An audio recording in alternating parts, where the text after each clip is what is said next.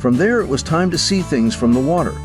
Levi and his assistant slid into their kayaks, while Denny and I pushed off in a canoe. I did the paddling, and Denny captured it all on camera. Well, Levi, tell us a little bit about this part of the river. What can we expect to see besides it looks like some deadfalls and some sweepers out of the river? Yeah, so it's an old logging river, so there are some obstacles in your way, but it moves about 3 to 4 miles an hour. Okay. I like to tell people you can really slow down your boat by backpedaling, and so you can avoid it if you're paying attention out here. And we're about 2 hours into the 2.5-hour trip. We're getting close to the campground. You can expect a lot of curves on this river. It's one of the curviest rivers in Michigan. Oh, is that right? Yep. So it's a great river to paddle for families and people of all skill sets. Now, does the water flow stay pretty consistent throughout the year? It does, yeah. The river does drop another 3 to 4 feet midsummer, but Wow. yeah, it stays pretty consistent. The reason it's this color is because of the cedar tannins, like on the boat. Okay. So it goes through all of those, and the tannins dye the water brown. And it gets clearer as the season progresses.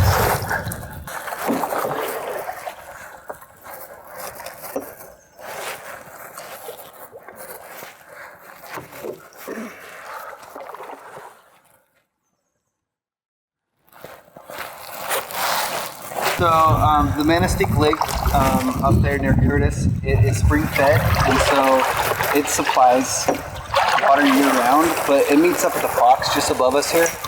And let me get away from it.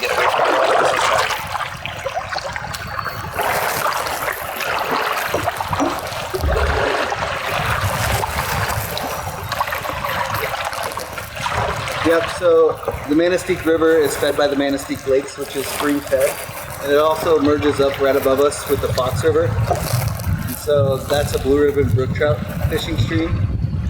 And yeah, it goes all the way down into Lake Michigan in Manistique, Michigan. So do you set up trips to the Fox? We do day trips up on the Fox and overnight trips. As I paddle forward, the noise of the modern world fades away. All that's left is the rhythm of the river and the deep history of the Native Americans who once relied on these waters. Spiritually and culturally, rivers like the Manistique were more than transportation routes. They were living entities. Oral traditions describe water as a gift with responsibilities attached, and many camps along the river were used repeatedly over generations. With the arrival of European traders in the 17th and 18th centuries, the Manistique became part of regional fur trade networks, though it remained firmly within Anishinaabe territory. Treaties in the 19th century, including the Treaty of 1836, dramatically altered land ownership, but they did not erase native presence. Today, the Manistique River still holds cultural significance for tribal communities in the region, standing as a reminder of deep history, enduring connections, and the original people who knew and named these waters long before maps did. The Manistique River has long been part of the lifeway of the Anishinaabe people, particularly the Ojibwe, Chippewa, with Odawa and Potawatomi connections, who lived throughout Michigan's Upper Peninsula for centuries before European contact. The river served as a vital travel corridor, linking inland lakes and wetlands to Lake Michigan. Birch bark canoes moved easily along its slow stretches, allowing families to trade, fish, hunt, and gather seasonally. The Manistique and its tributaries provided abundant fish, including sturgeon, walleye, and whitefish, while the surrounding wetlands supported wild rice, medicinal plants, and game.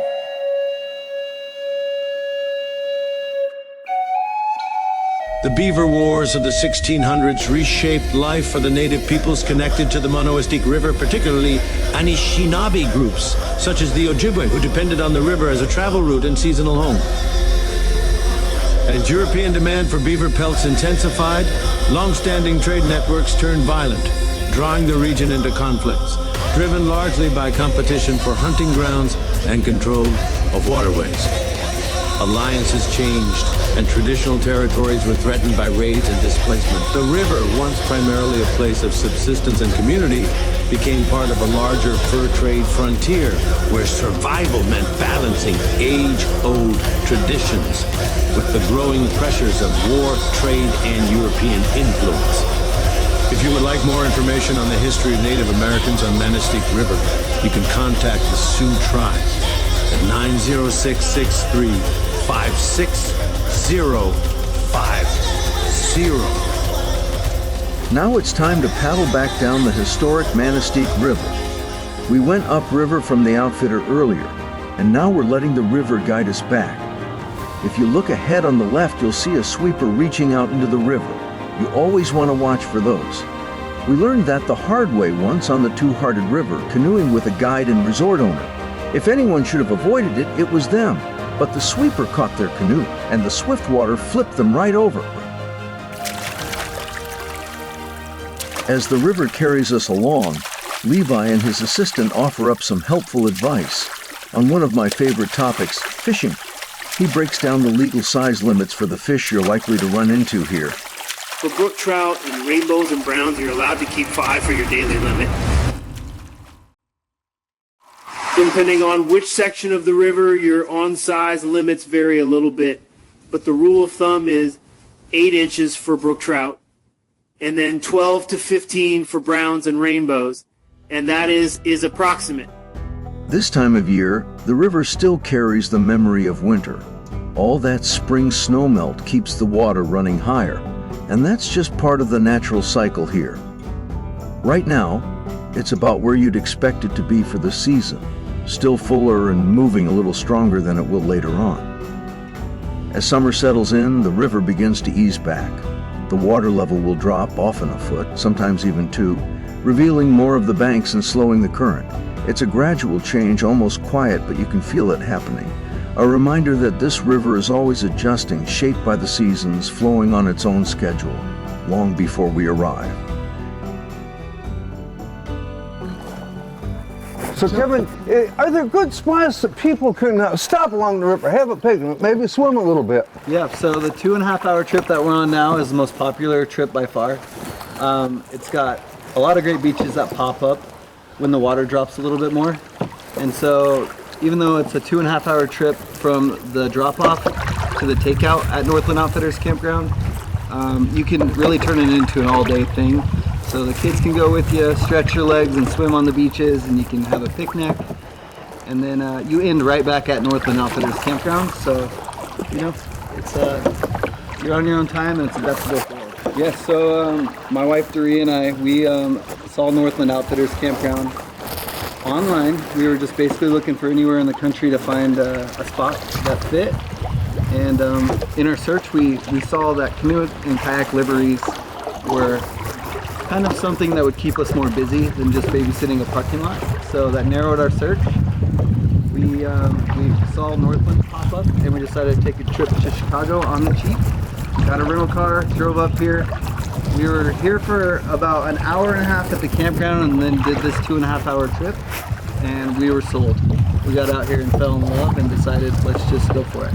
And you came from where? We came from Colorado, yeah. We had never been to Michigan and never heard of the UP before we moved up here. Decided to take a leap, and it's been great ever since. Were you surprised it was such a wild area in Michigan still? Yes, it's kind of set back in time.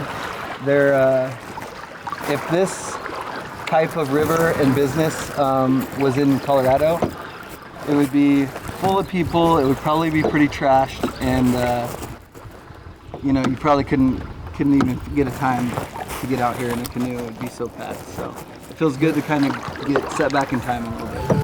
Tucked deep in Michigan's Upper Peninsula, the Manistique River flows through true wilderness, quiet forests, wide wetlands, and miles of untouched shoreline.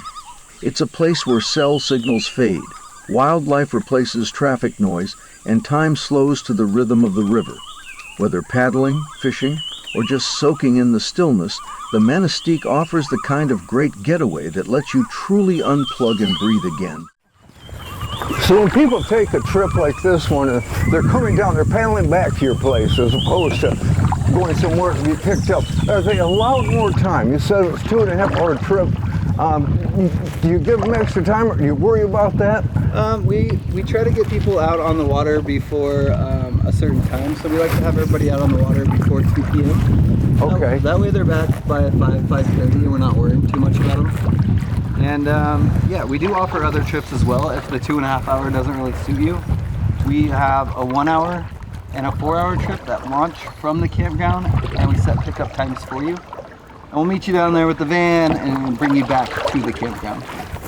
We also offer 1 to 6 day overnight trips, and people can start at the campground and take a canoe to go and end up down in Manistique.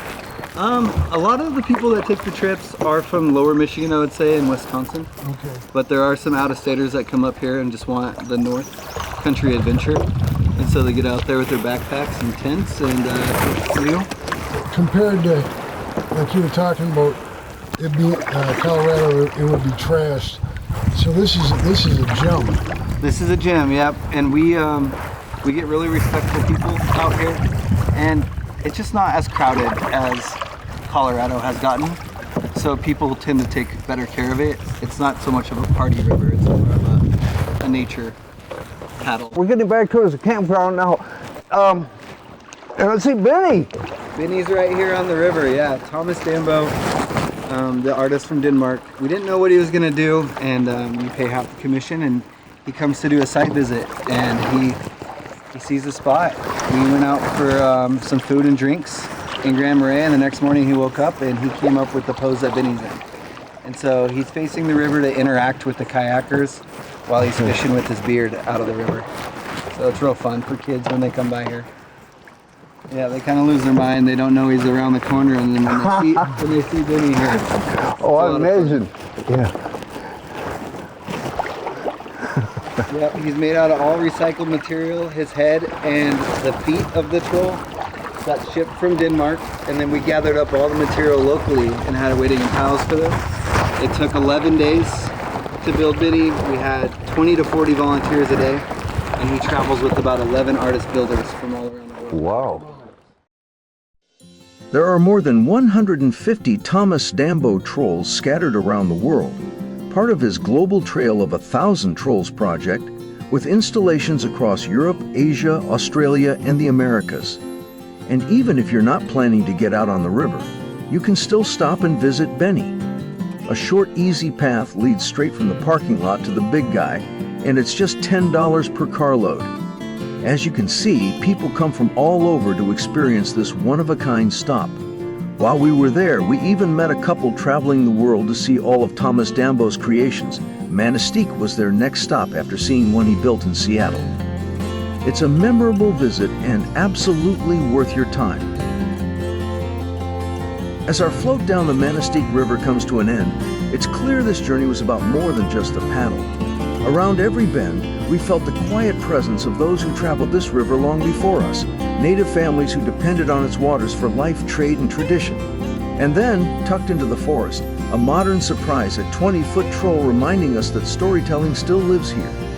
This river carries history, imagination, and wilderness all in one gentle current, and it's waiting for you to discover it too. Our first visit here was 25 years ago with Tom Gronbach, the man who founded Northland Outfitters. Tom was more than a guide, he was a close friend, and we shared many great adventures together. Let's take a moment now to look back at where it all began with this short clip from that first trip. The first thing Tom did was walk me through the proper way to get in and use a kayak. And you have to remember, 25 years ago, kayaking was still just starting to grow in popularity. It's a type of activity, if you remember a few things, it's really quite simple. And I'll show you a couple of them right now to get you started with. And as you get in and get comfortable with it, I think you'll pick it up real quick. Okay. So here's what we got to do. You want to take your watercraft and put it in the water here parallel to the bank. So just slide it on down. All right. Okay. So the total watercraft is basically in shallow water right now. Okay. So what this does, it allows you to grab the left side of the watercraft with your left hand and just stabilize yourself while I hold on to the kayak here a little bit. Put your left foot in. Okay. Put your hands on each side. Like this? Mm-hmm. That's good. Put your right foot in and just simply slide your feet forward and sit down in the chair. Okay. You comfortable? Comfortable. Okay.